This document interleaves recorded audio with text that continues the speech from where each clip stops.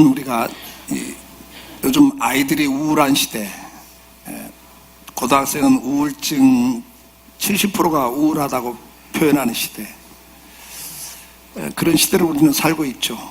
그러면 아이들만 우울합니까? 노인들은 우울하지 않습니까? 여러분 잘 아시죠? 우리나라가 OECD 국가 가운데 노인 문제에서 1위를 두 가지를 하는데, 첫째가 노인 빈곤층 비율이 높은 1위, 두 번째가 자살률이 높은 1위. 우리나라가 이런 나라가 되고 말았습니다.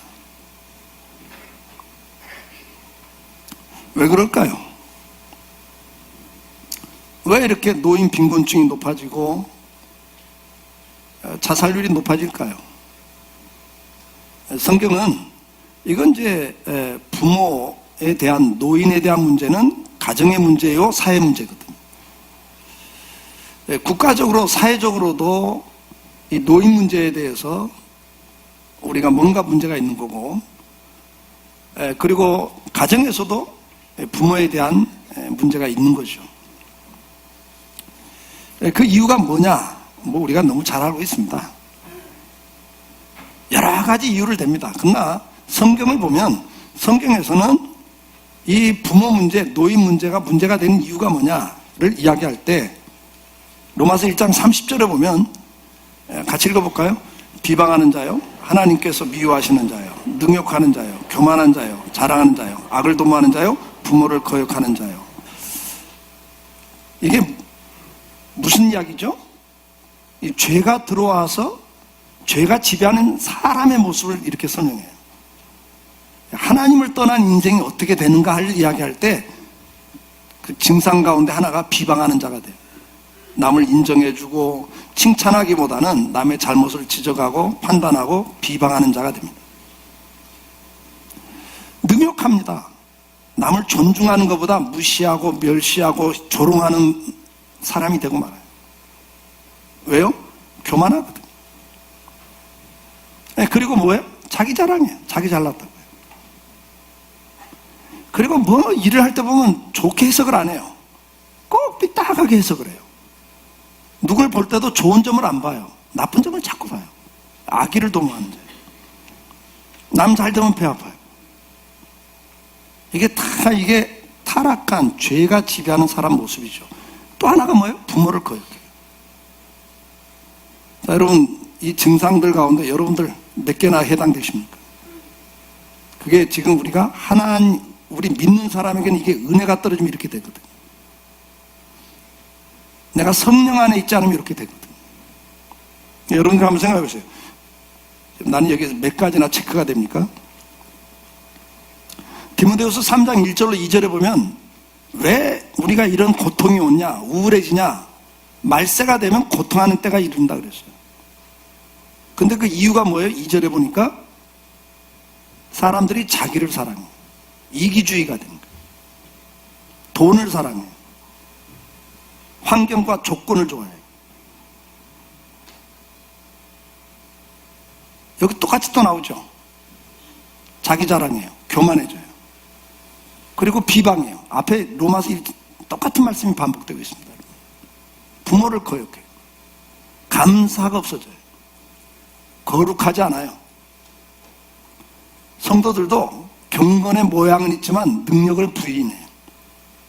진짜 경건하지 않아요. 자, 여기도 보면 내가 해당되는 항목이 몇 개나 됩니까?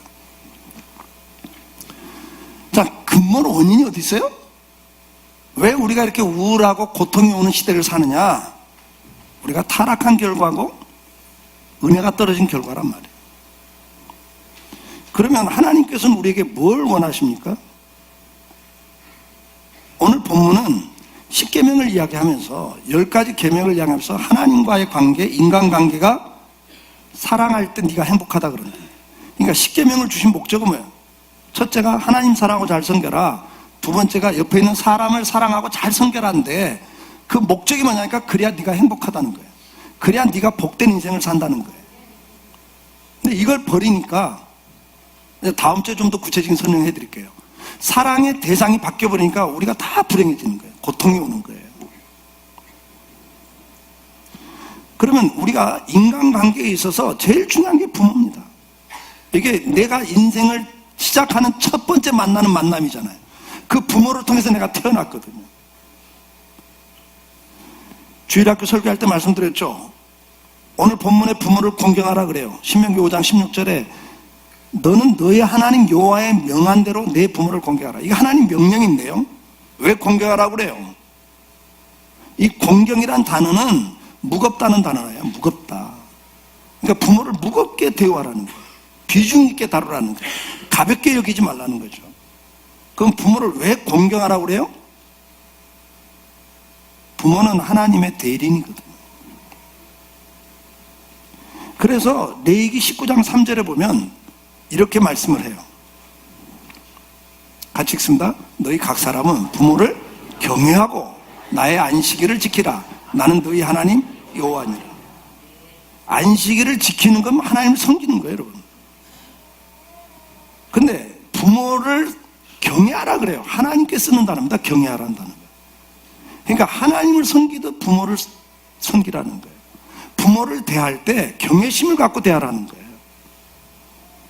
그러니까 하나님을 섬기는 안식일을 지키는 것과 같이 이야기를 해요. 지금. 우리는 부모를 대할 때 공경을 해야 됩니다. 그 이유가 뭐예요? 하나님을 대신해서 우리에게 육체의 생명을 줬고 하나님을 대신해서 우리가 능력이 없을 때 모든 걸 공급했기 때문에. 그러면 그 공경하는 방법이 뭐냐? 에베소 6장 1절 같이 읽습니다. 자녀들아 주 안에서 너희 부모에게 순종하라. 이것이 옳으니라. 골로새 3장 20절 자녀들아 모든 일에 부모에게 순종하라. 이는 주 안에서 기쁘게 하는 것이니라. 잠언 23장 22절 너 낳은 아버에게 청종하고 내 늙은 어미를 경히 여기지 말라. 여기 청종이라는 단어가 나와요. 부모가 하는 말을 잘 듣고 순종하라는 거예요. 그러니까 우리가 부모를 대할 때 공경하는 첫 번째 방법이 뭐냐? 순종하는 거예요. 순종. 그 다음에 부모를 공경하는 것이 뭡니까? 잠언 23장 25절입니다. 내 부모를 즐겁게 하며 너 낳은 어미를 기쁘게 하라 그랬어요. 그러니까 우리가 부모를 공경하는 첫 번째는 순종하는 거고 두 번째는 즐겁게 해드리는 것이 부모를 공경하는 거예요. 그럼 부모가 어느 때 기뻐하고 어느 때 가슴 아파합니까? 골로새서 3장 20절 앞에 있는 말씀 다시 봅시다. 자녀들아 모든 일에 부모에게 순종하라. 이는 주 안에서 기쁘게 하는 거라. 어느 때 부모가 기뻐해요? 자녀들이 순종할 때 기뻐합니다. 어느 때 가슴이 아파요? 부모들이? 잠언 15장 20절을 봅니다. 지혜로운 아들은 아비를 즐겁게 하여도 미련한 자는 어미를 업신여기느니라. 여기 즐겁게 하는 그 반대가 뭐냐니까 업신여길 때 즐거움이 없는 거예요. 고통이 오는 거예요. 부모를 무시하고 멸시를 하면 그 부모가 그 자녀에게 무시를 당하고 멸시를 당하면 인생에서 가장 큰 아픔을 겪는 거예요. 그러니까 부모를 즐겁게 해드리는 거면 부모를 무시하고 멸시하는 게 아니라 반대로 존중해드리는 거예요. 인정해드리는 거예요. 잠언 19장 26절에도 아비를 구박하고 어미를 쫓아낸 자는 부끄러움을 끼치며 능욕을 부르는 자식이라 그랬어요. 그러니까 부모에게 정말 부끄러운 게 뭐예요? 부모가 정말 능욕을 당하고 가슴 아픈 게 뭐예요? 자녀들한테 구박당하는 거예요, 여러분. 자녀들한테 이렇게 소외당하는 거예요. 그러니까 성경은 이걸 이야기해요. 부모를 즐겁게 하는 건 뭐예요? 구박하지 않는 거예요. 소외시키지 않는 거예요. 이것이 부모들이 사실은 제일 힘든 부분들이거든요. 그 다음 마태복음 15장 4절 말씀, 부모를 즐겁게 하는 게 뭔가를 좀 봅시다. 하나님이 이르시되 내 부모를 공경하라 하시고 또 아버지나 어머니를 비방하는 자는 반드시 죽임을 당하리라 하셨거든요. 그러니까 공경하라 그러면서 비방하지 말라는 거예요. 그럼 이 공경과 비방이 지금 어떻게 연결이 됩니까? 비방이라고 하는 것은 부모의 잘못을 지적하고 그걸 가지고 이야기하는 게 비방이죠. 부모는 사람이죠. 그리고 부모 노릇을 처음 하는 겁니다. 두 번째 하는 것도 아니잖아요. 세상에서 처음 하는 일은 실수가 많아요. 그러니까 부모도 실수가 많습니다. 시행착오가 많습니다. 자녀를 다시 키워보면 좀 제대로 키울 것 같다라는 생각들을 갖습니다. 그리고 첫째 키울 때와 둘째 키울 때가 또 다릅니다. 다시 말해서 부모도 사람이니까 실수가 있어요. 잘못을 합니다. 그러나 그것을 이야기하지 말라는 거예요. 주님 우리에게 말씀합니다. 오늘 자녀로서는 우리가 뭘 해야 됩니까? 부모가 나한테 베푼 은혜를 기억하라는 거예요. 그건 기억하지 않고 부모가 준 상처만 갖고 이야기를 해요. 그러니까 자녀들로서 우리가 실수하는 게 뭡니까? 부모하고 이야기할 때 내가 받은 상처를 자꾸 이야기를 해요. 이야기할 수 있죠. 그러나 그것이 비방이 돼서는 안 돼요. 왜요? 부모님은 나름대로 최선을 다해온 거잖아요. 지금 이 시대의 부모가 어떻게 살았습니까? 저도 지난 주간에 문득 우리 이제 아버지 어머니가 살았던 것이 이렇게 생각이 나더라고요. 어버이 주일 주간이기도 하니까. 저는 그 정릉에 살았거든요. 근데 그때 이제 우리 아버지가 목수를 안 하고 가게를 했습니다. 가게. 자파 가게를 했습니다. 그러니까 지금 이렇게 지난주에 문득 생각이 나는데 그 아버님이 새벽 일찍이 자전거를 끌고 청량시장을 가요. 도매상을 갑니다. 정릉에서 청량이 꽤 먼 거리입니다, 사실. 그 자전거를 타고 가서 그 짐 자전거 뒤에다가 머리보다 안장에 앉으면 머리보다 짐이 훨씬 위에 올라올 정도로 많은 이제 물건을 사와요, 도매상에서. 자파니까. 야채에서부터 해가지고 물건을 띄웁니다. 그러면 이제 새벽에 가서 아침에 이제 이렇게 그 정릉의 산비탈 그걸 이제 자전거를 끌고 올라가 얼마나 힘드세요. 근데 방학 때가 되면 저한테 그걸 도와달라고 그래요. 야, 철호야, 아침에 내가 몇 시에 저 아래 도착하니까 그때 내려왔다가 그거 좀 밀어달라고. 그러니까 몇 번 밀어드렸는데, 그것도 귀찮고 싫어. 그래서 어느 때는 그냥 친구네 집에 놀러 가버리고, 그리고 또 막 화를 내시죠. 근데 그건 나는 뭐예요? 내가 왜 나한테 화를 내냐? 이거 아버지가 하는 일인데. 참 철이 없죠, 철이 없어. 지금 생각해보면요, 새벽부터 청량리까지 자전거 타고 가서 거기다 잔뜩 짐을 싣고 올 때는 그거 타고 오기 힘들잖아요. 끌고 오시거든요. 근데 그거 도와주는 것조차도 싫어했어요. 여러분, 우리 지금 노인 세대는 사실 전쟁 끝나고 제대로 교육받을 기회도 없었고요. 대부분 지금 70대 노인들 한번 보세요, 여러분. 학력이 대학 나온 사람 드뭅니다. 그 시대가 그렇게 사신 시대예요. 그러니 학력도 없죠. 먹고 살 게 뭐예요? 다 몸으로 때우는 일들을 했단 말이에요. 열사의 사막에 가서 중동에 가서 돈 벌어다가 집 사고 자녀들 교육시켰습니다. 저희 외삼촌도 중동에 가서 일하다가 사고로 돌아가셨어요. 사고 많았습니다. 교통사고 뭐 또 그 안에 많은 일이 많죠. 그 다음에 월남전에 참전해가지고 달러 벌어다가 우리나라 중공업 일으키지 않았습니까? 그 세대다. 그 세대. 지금 60대 중후반이 넘어가면 월남전 갔다 온 세대예요, 또. 그래서 또 거기서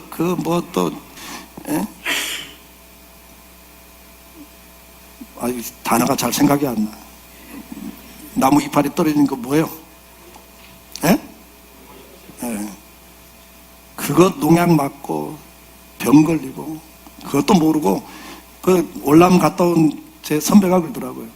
뭐 비행기로 그 약을 제엽제를 뿌리면 그거 맞으면 벌레가 안 문다고 생각하면 일부러 맞았대요. 그러니 말이죠. 병이 다 걸린 거예요. 신경 쪽에 병이 오고 고엽제 환자들이 나오잖아요. 근데 그게 만약에 얼마나 많은 사람이 죽으면서 돈 벌어다가 이 나라 이 정도 먹겨 살렸잖아요. 근데 그 세대를 지금 우리는 어떻게 하고 있냐. 그들 잘못한 것만 이야기하고 있어요. 요즘 젊은 세대는 결혼을 기피합니다. 그렇죠? 그리고 애 낳는 것도 기피합니다. 왜 기피하죠? 애 낳아서 하나 키우는 것도 힘들다고. 그런 세대가 부모들한테는 뭐라고 그래요? 뭐 해준 거 있냐고. 자기들은 결혼하는 그 부담이고 애 하나 낳는 것도 부담이라고 느끼면서 그 희생이 싫다고요. 그 희생이 힘들다고 이야기하면서 그것 때문에 우울증이 온다고 이야기하면서 부모 세대가 살아보죠. 여러분 살아봤잖아요. 처자식 하나 먹여 살리는 게 얼마나 힘들어요. 자식들 제일 많은 상처가 뭐예요? 나하고 시간 안 가졌다. 시간 그렇게 내기가 쉬워요? 철없는 이야기들이잖아요. 자기들이 인생을 살면서 한번 해봐요. 여러분 해봤잖아요. 근데 부모가 뭐 한 거 있냐? 그걸 비방한다. 합당하지 않아요. 여러분. 알아줘야 되고 우리는 사회적으로도 그 시대가 뭐 한 거 있냐고요? 목숨 걸고 해서 이 정도 살게끔 해놓은 거예요. 물론 그 다음 단계에서 이 부의 균형이나 사회 환원이나 이거 제대로 된 사회를 못 만든 건 그 책임도 있죠. 그러나 그걸 가지고 무조건 비판하면 안 돼요. 마지막으로 부모를 공경하는 건 보답입니다. 디모데전서 5장 4절을 같이 읽습니다. 만일 어떤 과부에게 자녀나 손자가 있거든 그들로 먼저 자기 집에서 효를 행하여 부모에게 보답하기를 배우게 하라. 이것이 하나님 앞에 받으실 만한 것이니라. 옛날에는 과부가 되면요, 이건 뭐 도움의 손길이 없는 거예요. 그래서 이제 이 초대교회에서도 과부들은 명단에 올려놓고 교회가 구제하도록 이렇게 했어요. 그걸 이야기하면서 그러나 과부에게 자녀가 있으면 손자가 있으면 그렇게 하지 마라. 교회가 책임지지 말고 그들이 보답하도록 해라. 그게 효를 행하는 거다. 이렇게 가르친 거예요. 그러니까 노인 문제에 있어서 국가가 해야 됩니다. 물론 해야죠. 복지해 줘야죠.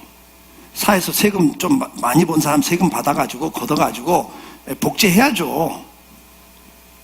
막 세금 안 내려고 막 그럴 거면 잘못된 거잖아요. 그러나 그것만 의지하면 안 된다는 거예요. 자녀가 있으면 자녀가 보답하게 해라. 그것이 효를 행하는 거다. 아까 주일학교 설교할 때 말씀드렸으니까 통과. 우리 인생은 어차피 어린 시절 지나서 청장년기 지나면 노년기 와요. 그리고 죽어요. 그게 인생이에요. 근데 이 어릴 때와 노인 때가 똑같아진단 말이에요. 어린애가 됩니다. 지적인 수준이나 육체적인 힘이나 경제적인 거나 다 나이가 들면 어린아이 때처럼 돌아가요. 능력이 없어집니다. 근데 성경은 그걸 국가가 해라가 아니고 자녀들이 해라. 네가 어릴 때 부모가 너한테 해줬던 거 보답해라. 그래서 부모가 노년에 힘들지 않고 외롭지 않게 해드려라. 여기 성경이 가르칩니다. 우리는 이걸 회복해야 됩니다. 오늘 본문에 부모를 공경하면 장수하는 복을 준다고 그랬습니다. 땅에서 잘 되는 복을 준다고 그랬습니다. 여러분, 우리 인생을 살면서 하나님이 축복을 약속한 것이 여러 개가 있지만 이 십계명에서 축복이 약속된 건 부모 공경 하나밖에 없습니다. 우리는 인생 잘 되길 원합니다.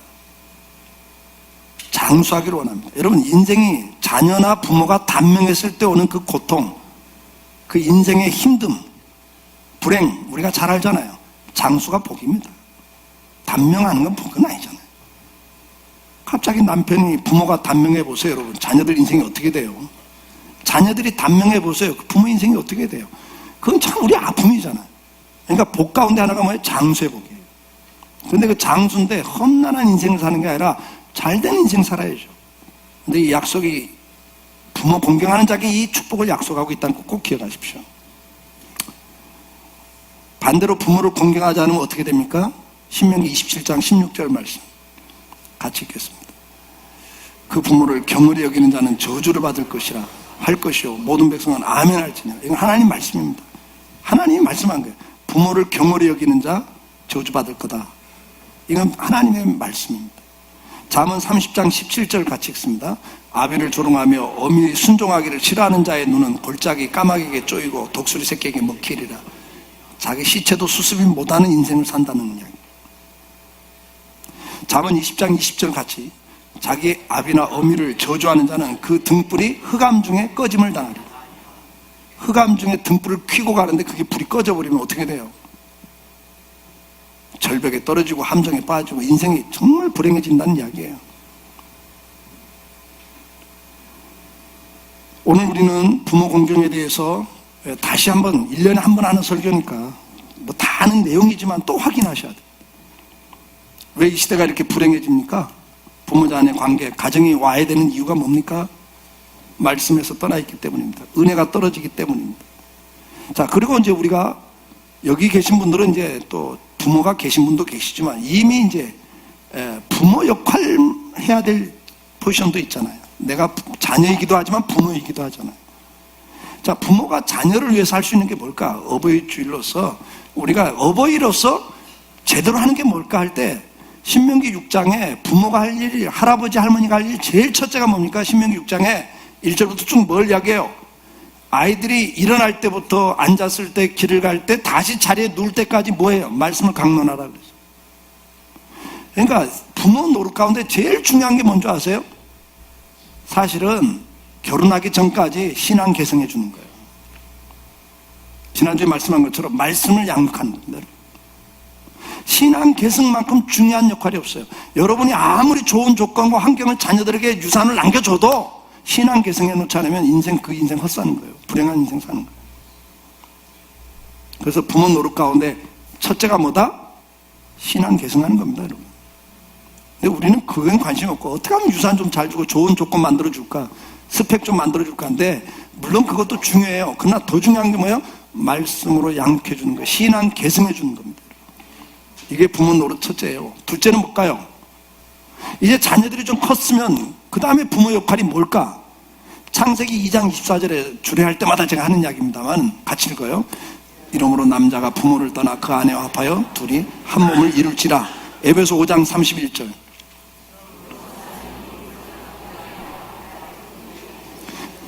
마태복음 19장 5절 6절.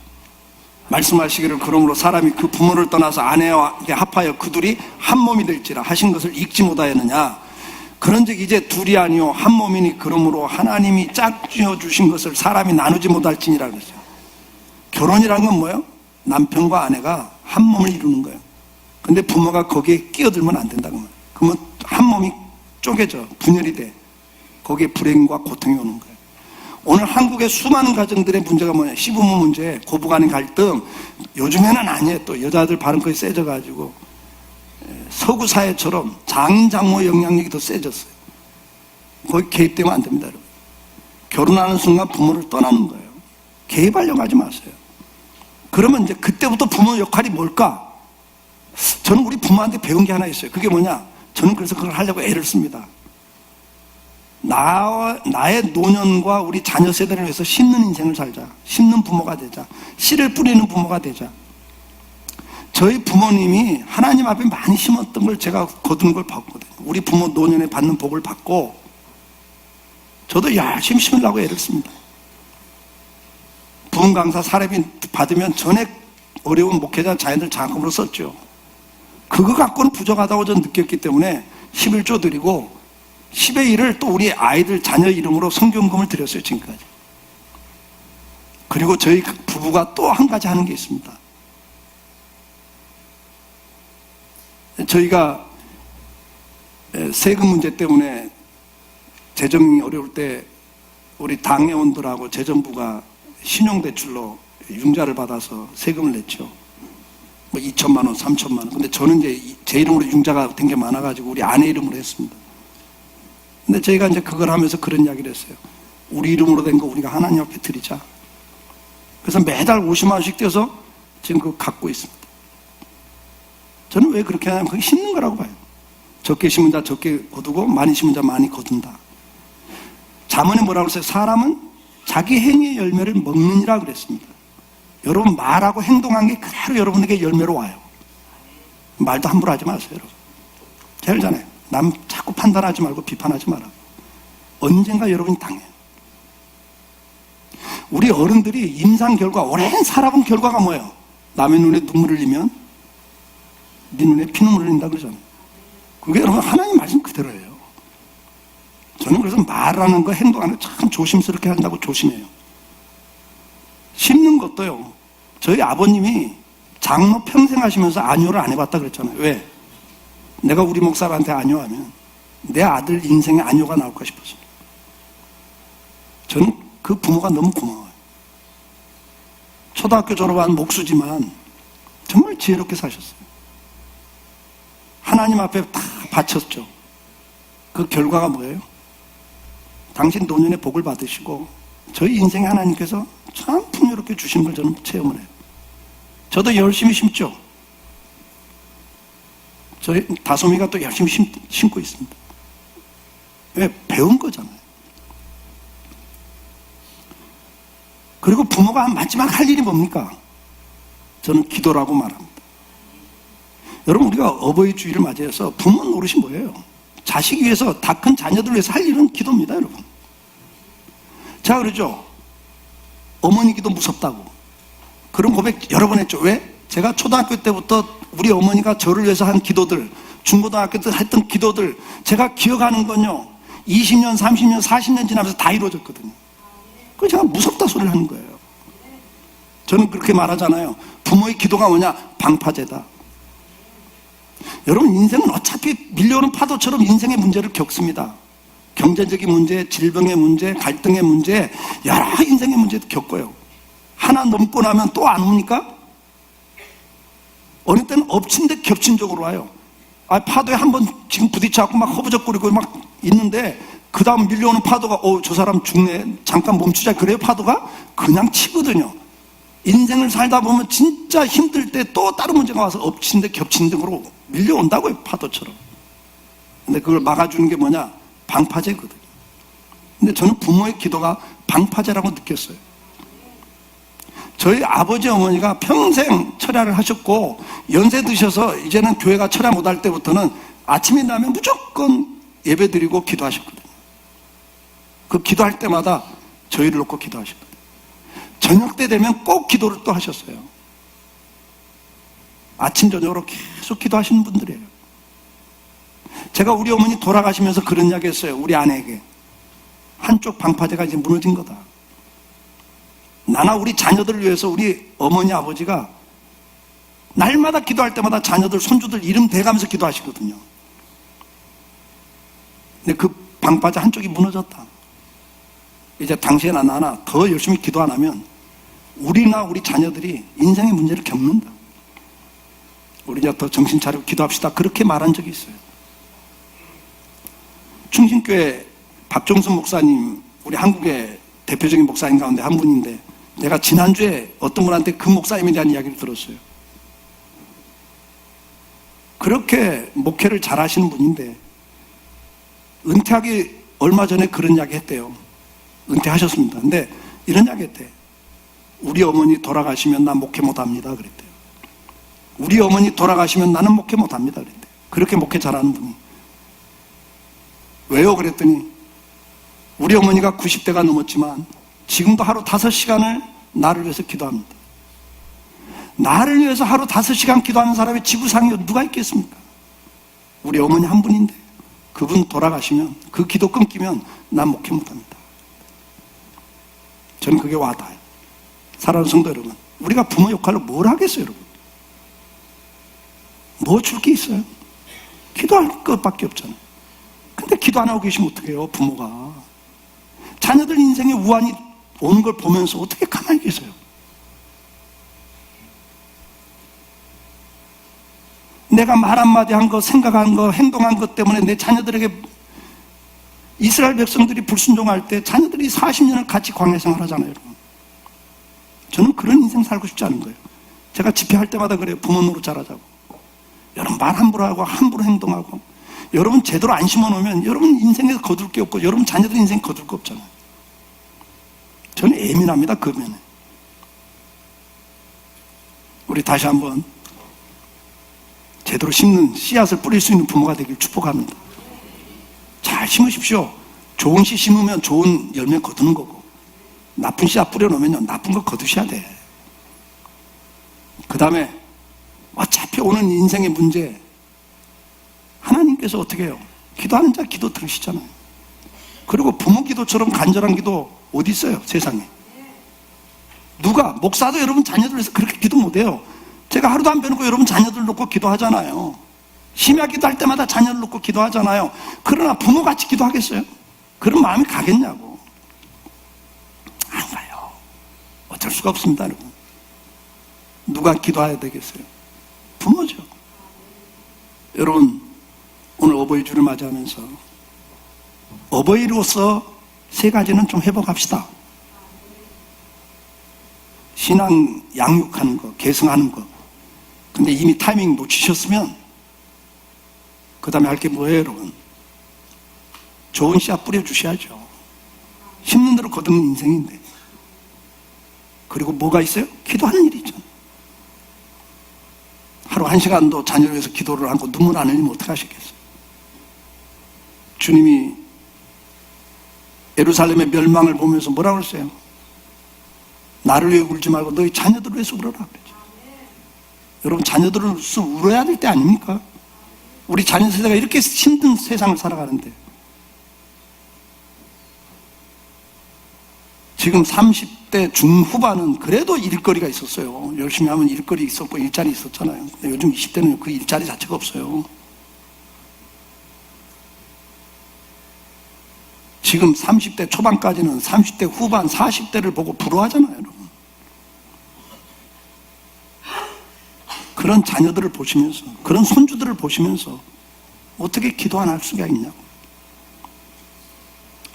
주님 말씀처럼 나를 위해서 울지 말고 너희 자녀들을 위해서 울으라는 그 말씀 좀 기억하시고 그 은혜가 회복될 수 있기를 주의 이름으로 축복합니다. 기도합시다. 자, 우리는 자녀로서 부모에게 해야 될 일, 부모를 공경하라는 건데, 공경은 순종하는 거고 즐겁게 해드리는 거고 보답하는 세 가지입니다. 이 세 가지 가운데 내가 약한 부분이 있다면 그거 놓고 기도하시면 좋겠고요, 그거 놓고 또 결단하시고 순종할 수 있기를 기도하시면 좋겠습니다. 우리가 또 부모 포지션에 있을 때는 자녀를 신앙으로 양육하는 게 제일 중요한 첫째고, 두 번째는 나와 내 자녀들의 인생을 위해서 심는 대로 거두는 인생이니까 씨앗을, 좋은 씨앗을 많이 뿌려야 되지 않겠습니까? 여러분들 지금 뭘 심고 계십니까? 그리고 기도하는 것이 자녀들 위해서 가장 큰 축복이라고 저는 생각합니다. 모든 인생의 우한 문제들을 막아줄 수 있는 건 기도입니다. 하나님이 기도할 때 이스라엘 얼마나 많이 역사하셨습니까? 오늘 이 세 가지 가운데 또 부모로서 신앙 계승, 또 좋은 씨앗을 뿌리고 심는 인생, 좋은 걸 심으시는 것, 그리고 기도하는 것, 이 세 가지 가운데 내가 또 약한 부분이 있다면 그 부분 붙잡고 기도하시면 참 좋겠습니다.